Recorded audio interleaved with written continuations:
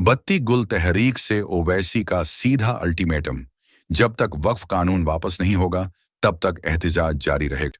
देश भर में एआईएमआईएम की बत्ती गुल तहरीक ने सरकार को सीधा संदेश दिया है। मुसलमान अपने हक के लिए अब चुप नहीं बैठेंगे। असदुद्दीन ओवैसी ने साफ कहा है, यह सिर्फ विरोध नहीं, एक चेतावनी है।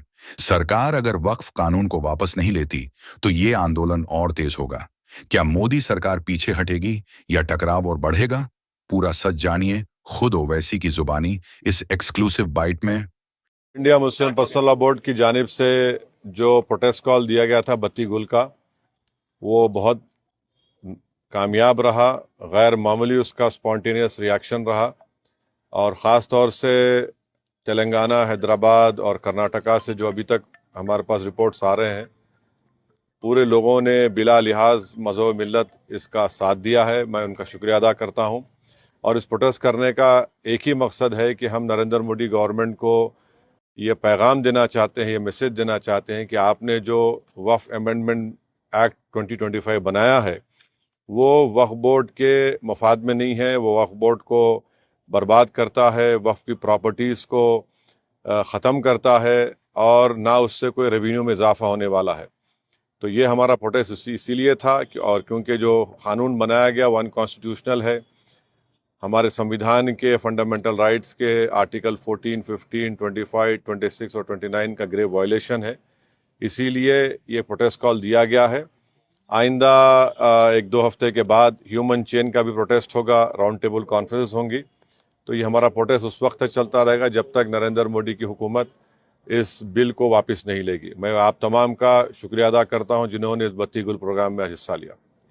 जिस तरह के ये बत्ती गुल कार्यक्रम या प्रोग्राम की जब बात करते हैं तो आपको क्या लगता है कि इस तरह के प्रोग्राम से क्या संदेश या क्या असर हो सकता है? नहीं, ये देखिए, ये स्पॉन्टेनियसली जनता ने 15 मिनट के लिए अपने घर की लाइट को बंद किया, अपने कमर्शियल एस्टेब्लिशमेंट्स को की लाइट को बंद किया और एक मैसेज हम देना चाह रहे हैं प्रधानमंत्री नरेंद्र मोदी को कि आपने जो कानून बनाया वो अनकॉन्स्टिट्यूशनल है, वो ब्लैक लॉ है, वो वक्फ प्रॉपर्टीज़ को बचाने के लिए नहीं, वक्फ प्रॉपर्टीज़ को बर्बाद करने के लिए। और एक ऐसा एक्ट आपने बनाया जो भारत के मुसलमानों की मस्जिदों को, कब्रस्तानों को, वक्फ की प्रॉपर्टीज़ को उनसे छीनने का एक एक्ट बनाया आपने। जिस तरह का भी माहौल बना हुआ है देश में, आतंकवादी जो घटना हुई है आपने भी उसको कंडेम किया है, लेकिन ऐसे हालात में आपको लगता है कि देश में अगर अंदरूनी तौर पर इस तरीके से विरोध होगा नहीं तो नहीं, उसे देखिए, इस बात को जहाँ तक पहलगाम में जो हुआ है उसको तो हम आउटराइटली कंडेम कर रहे हैं और करते रहेंगे।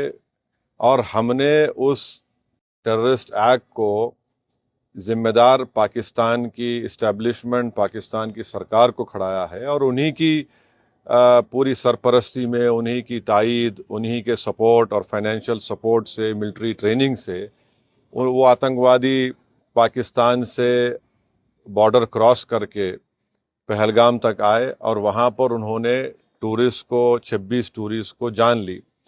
और सबसे अफसोसनाक और सबसे तकलीफदेह बात यह है कि उन्होंने उनकी फैमिलीज़ के सामने ख़वातीन को, महिलाओं को, बच्चों को अलग किया और मर्द लोगों को एक जगह खड़ा करके उनका रिलीजन पूछकर, जो हिंदू थे, उनको गोली मारी।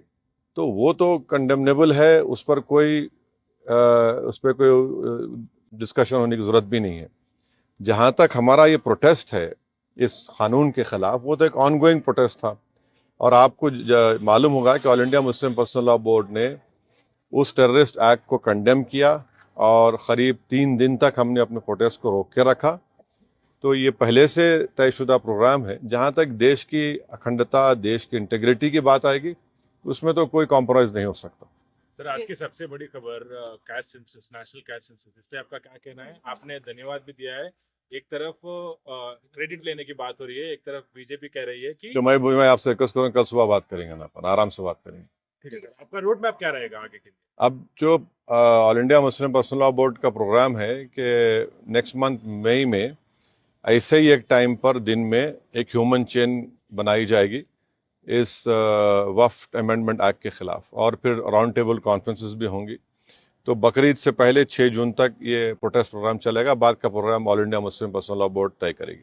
कांग्रेस अपनी तरफ से जो है आंदोलन कर रही है, प्रोटेस्ट कर रही है, तो क्या क्या एमआईएम की क्या तरफ से क्या भी आंदोलन कर रही है? जैसे वो इंदिरा पार्क में भी एक प्रोटेस्ट करना चाह रहे थे और उसके किस बारे में? इसी को लेकर तो अब हर एक कर सकते नहीं। एमआईएम भी ऐसा कुछ प्लान करी है? नहीं, देखिए हमारा जो प्रोटेस्ट प्रोग्राम है हम all India Muslim personal law board के ही उनके इंस्ट्रक्शंस पर उनके साथ हम प्रोग्राम कर रहे आप हैं। जेएसी जॉइंट एक्शन कमेटी और नहीं, हर कोई प्रोटेस्ट कर सकता है, इसमें क्या, उसमें कोई दो राय नहीं। मगर हमारी पार्टी ने फैसला किया कि हम under the umbrella of all India Muslim personal law board ये प्रोटेस्ट प्रोग्राम करेंगे।